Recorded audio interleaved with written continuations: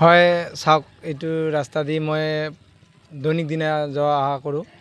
মোটামুটি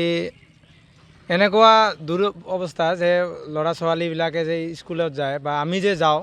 মানে বহুত ৰিক্সত যোৱা লগা হয় কেতিয়াবা বড় বড় ডাম্পাৰবিলাক যায় 10 চকা 12 চকা ডাম্পাৰবিলাক যায় এইফালে দিয়ে এনেকুৱা অৱস্থা হয় যে ৰাস্তাত ছাইডত থিয় হোৱাৰ জাগা নাথাকে এনেকুৱা অৱস্থা ছাইডত যাব লগা হয় বা ৰিক্স হৈ যায় তো মই ভাবোঁ যে যেহেতু নতুন চৰকাৰ গঠন হৈছে আমি ভাবোঁ যে অতি সোনকালে এই ৰাস্তাৰ কামখিনি কৰিব লাগে বা ৰাইজৰ সহায় কৰিব লাগে যেনেকৈ ৰাইজে ভোট দি চৰকাৰ গঠন কৰিছে এনেকুৱা ৰাইজৰ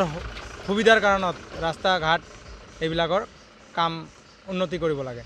সেইখিনিয়ে কি কাৰণত এনেকুৱা অৱস্থা হৈছে বুলি ভাবে আপুনি হয় মই ভাবোঁ যে আগৰ দিনত যি হয়তো MLA বা যিয়ে নহওক প্ৰতিনিধি যিয়ে আছিল ধুবুৰী এইখন সমষ্টিৰ হয়তো তাৰ হেৰিৰ কাৰণত এনেকুৱা হৈছে কাম কাজৰ নিজৰ দায়িত্ব নাছিলে সি নিজৰ স্বাৰ্থৰ লগত সি কাম কৰিছিল সেই কাৰণত হয়তো ৰাস্তা ঘাট আজিকালি এনেকুৱা অৱস্থাত পৰিণত হৈছে যিকোনো খবৰৰ বাবে যোগাযোগ কৰক আমাৰ এই নম্বৰত 9181 307 221